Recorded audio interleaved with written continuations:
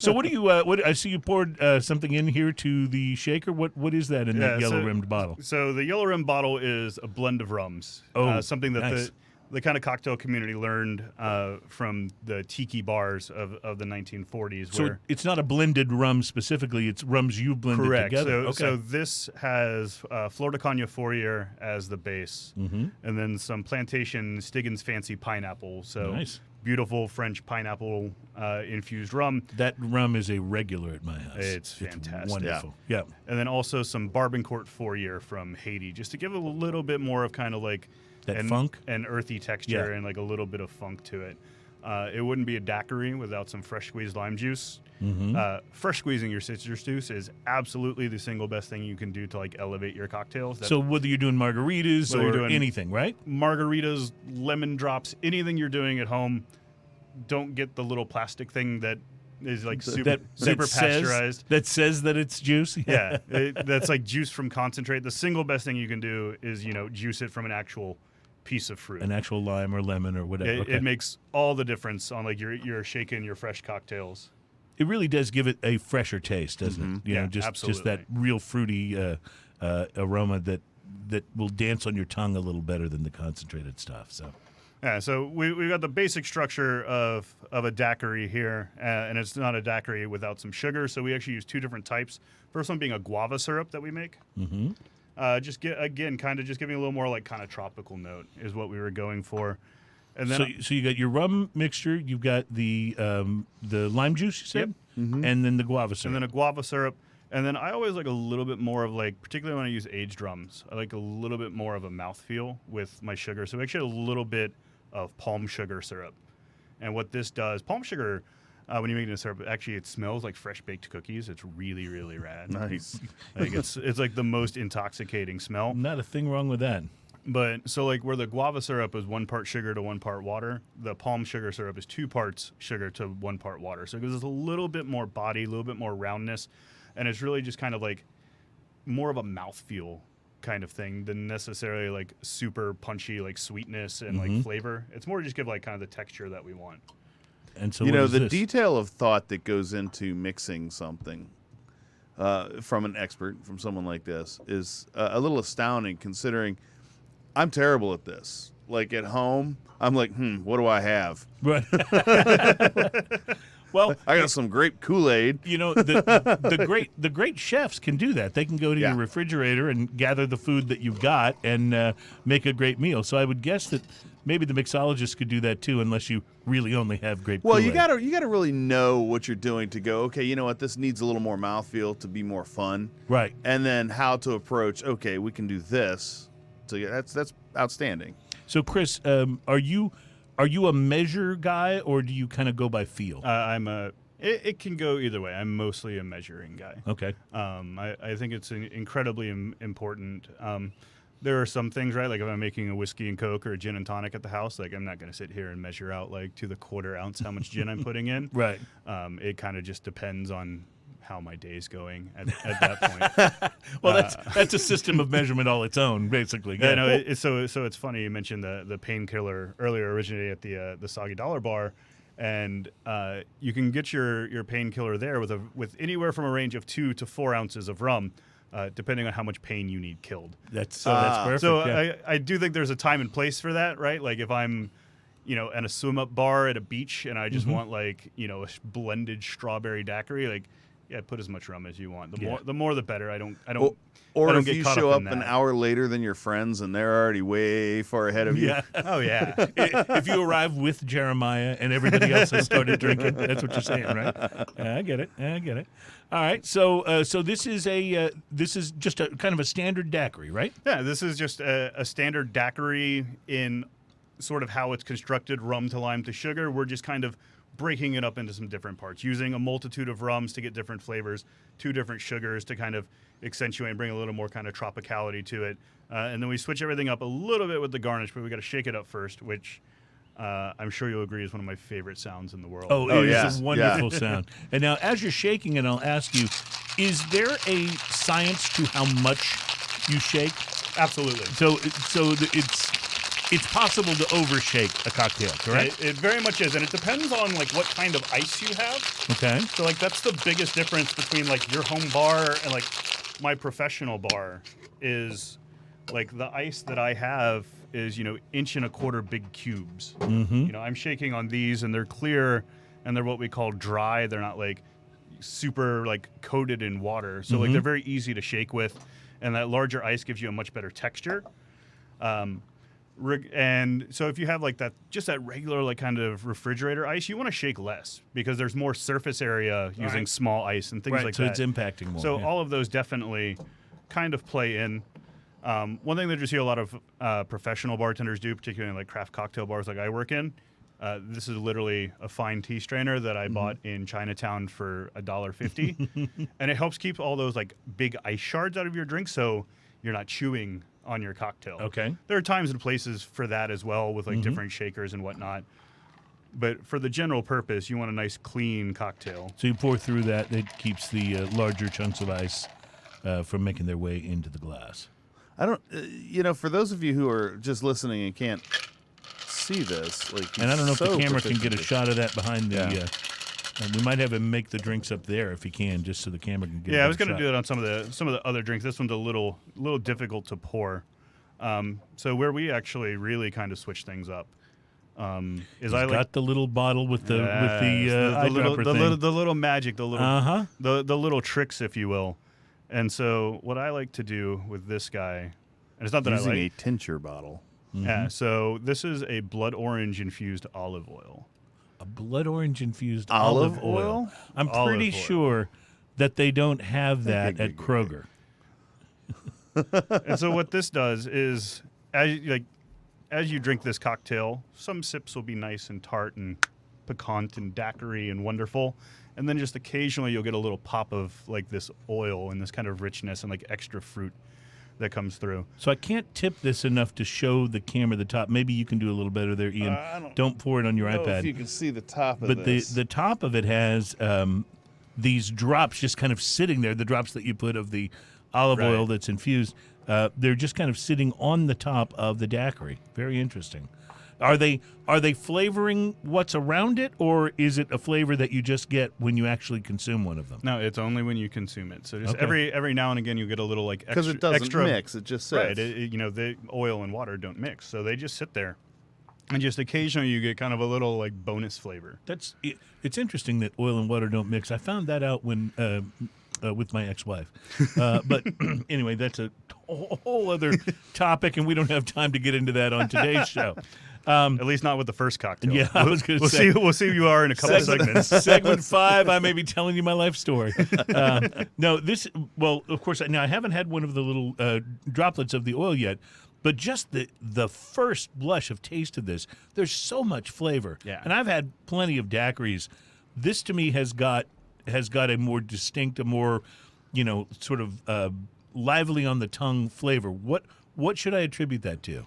Is it the fresh squeezed juice? Is that it? It's absolutely the fresh squeezed juice. The other thing that you'll notice, and I think you were able to see it a little bit on camera, is you'll look and there's like almost like a slight white crema on top of the drink, almost like it's not espresso. Yeah, it's not quite a like a carbonation, like a beer foam look. It's more like a cream almost. Right, and what that is You can actually see it stick to the glass. As yeah, and like that's a combination of like the oils that are present in the lime juice that when you squeeze it, you get out of the shell, combined with like this big ice whipping a lot of air in. And so like that's one thing that like I don't see a lot when people make their cocktails at home, and that's how I can always tell that they don't shake hard enough. Okay. The great Harry Craddock, which we'll talk a little bit about when we talk about history, in 1930 wrote the Savoy Cocktail Book, and there's a great quote that I like to really attribute, and it's, "We shake the cocktail to wake it up, not to rock it to sleep." Okay. So in other words, don't be afraid to shake it hard. Oh, you need to shake the hell out of it. Now, I noticed that you and a lot of other of the more sophisticated bartenders that I see don't just do a 1-2 shake. It's got a little more of a rocking motion to it. Is there something to that as well? There absolutely is. So the idea of shaking a cocktail to the best of your ability is creating as much kind of chaos inside the shaker, because you're looking to do three things when you shake a cocktail. You're looking to add water to it, so you're looking to dilute it down. You're looking to chill it to the correct temperature, and you're looking to add that aeration. And so FYI, the add water part is from the ice itself, not Right, actually correct. adding water. correct. So it's the ice melting as you beat it up, and the corners break off and they melt into the drink. And so, you'll see when I shake, it's kind of creating motion on like multiple axes. So like I hold It's got some roundness to it. I hold my shaker at an angle so that my ice bounces around. It doesn't just go back and forth, and it's going up and down, and then also like with a wrist motion. So it's kind of tumbling in like multiple dimensions, which sounds super pretentious, and I know Chris Hart is going to say something about it, but I don't care. I just don't care. I'm sure he will. Now, in the last sip that I took of this, I did get one of the drops of the blood orange infused olive oil, and it completely changes. It's like flavor finding and the- that Yeah. gushing center of a candy or something. Yeah, It's yeah. absolutely fantastic. Remember that gum that you used to have that you would chew it and there would be like no, it's not like that at all. What it does though is it gives a tartness to it that doesn't exist when you're not getting one of those little Right, drops. and I like cocktails that the more you taste them, the more you can find. Like the more layers develop. It's just like a good cigar, you know. Yeah, exactly. Like as you drink through this, like if you really wanted to sit critically and think about it, you could probably find flavors in the first third when it's coming out and it's at its absolute coldest, and then like the second third once it's kind of warmed down a little bit, because temperature obviously affects the way that we taste things. So like there are absolutely, like I know when we do like competition cocktails, one thing that we 100% do, if you want to like really have the best cocktail you can, is I will make a cocktail, I'll put it in a glass, and I will set it on my counter, and I will walk away, and I won't taste it for an hour, because I want to make sure that if someone has to come back and taste it an hour later at a judge's table, it still tastes amazing. Yeah, I and think- obviously it's going to be warmer then. Yeah, absolutely. So that's going to change the flavor of it as well, right? Yeah. I think, as far as I can tell, when it's really cold, you can taste the sours and the bitters and the bright fruit flavors a lot, but that tends to change as it warms up. You tend to taste more of the spices, or what's the word I'm looking for? The rum starts to throw, show through a little bit more. Right. Like the more it warms up, for sure. Is there such a thing as a really, really good frozen daiquiri? Absolutely. So, a lot of times when you get a frozen daiquiri someplace, it's from the frozen daiquiri machine, and I assume you can't make them without some kind of a frozen daiquiri machine, right? You can make them with just a blender at home. That's how I do mine. Okay. So like the Floridita daiquiri from the Floridita bar in Cuba is a phenomenal example. And that's one where I don't measure because they don't measure. So if I measure the rum, it feels really, really inauthentic. Is there a difference to how you prepare the ingredients for it before you run it in the blender with the ice? So in that particular daiquiri, I use more of like a caster or just a regular white sugar. I don't make a simple, and that's just simply because that's how they make it. They live on the beach. They're just like, squeeze some lime, throw some sugar in it. They put a little bit of Luxardo Maraschino liqueur for like an herbal backbone. They put in a cup and a half of rum, or not of rum, of crushed ice, and they start their blender. Now you'll notice we haven't talked about rum, because what they do is then they'll look inside the blender and they'll just start pouring rum As it's blending. So they start blending everything else, and they start pouring rum just until the middle of it starts to open up, and that's how they know the cocktail's right and the texture is right. That's so cool. So in that case, depending on how fast you see it opening, I've had daiquiris with anywhere between 2 and 4 ounces of rum, and they were all fantastic. Nice. I love it. Now, how much would it change the flavor here if you weren't using the mixture of rums that you described? The cocktail would still be fantastic. I mean, any base spirit that you change is going to inherently change the cocktail at least a little bit. If you wanted to take this, particular drink and make it like with nothing but Flor de Caña, it would still be a great drink. It wouldn't be quite, the vision that we had, because we wanted to get as many kind of tropical fruits, and particularly for me, I wanted to make sure that we used Haitian rum, because there's a big Cajun influence in our cuisine. We're a Viet Cajun restaurant.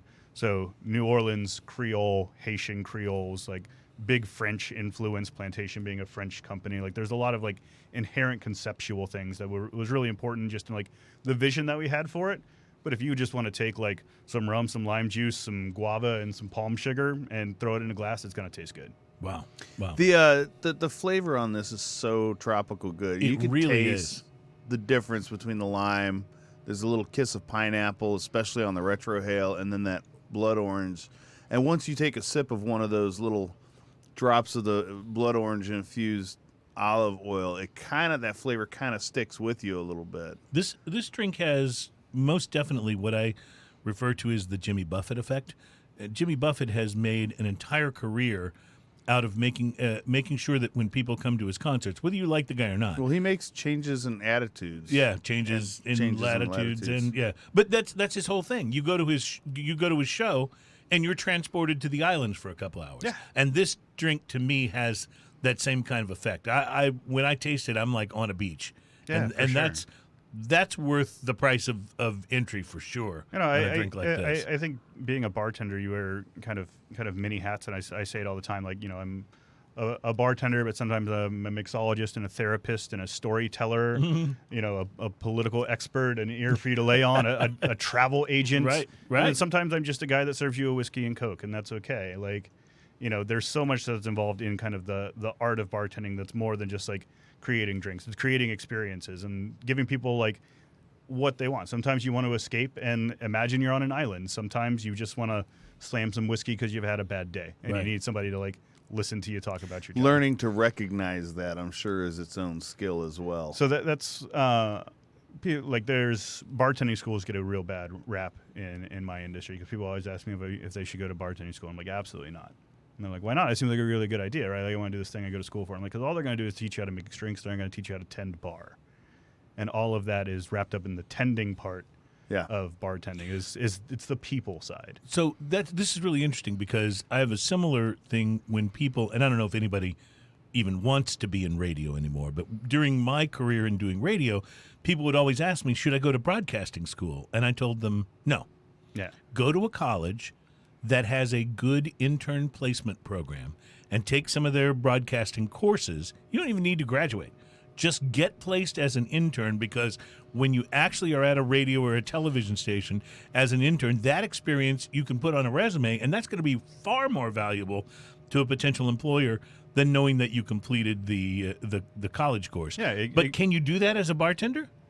If I want to be one, how do I get started then if I don't go to bartending school? So the most common paths are going to be starting as a server, so that you learn how to multitask, how to take care of people. Mm-hmm. You know, you learn the food, you learn the drinks, so you understand what they are before you learn how to make them.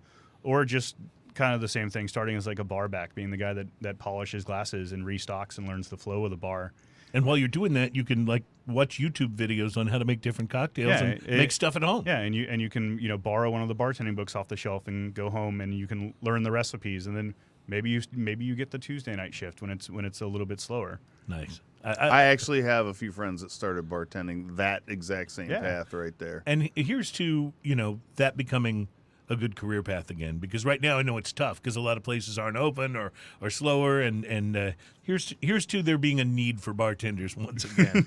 Cheers. Because they serve an important public function. We try at least. As far as I'm concerned, you're front line. Yeah. You're definitely first responders.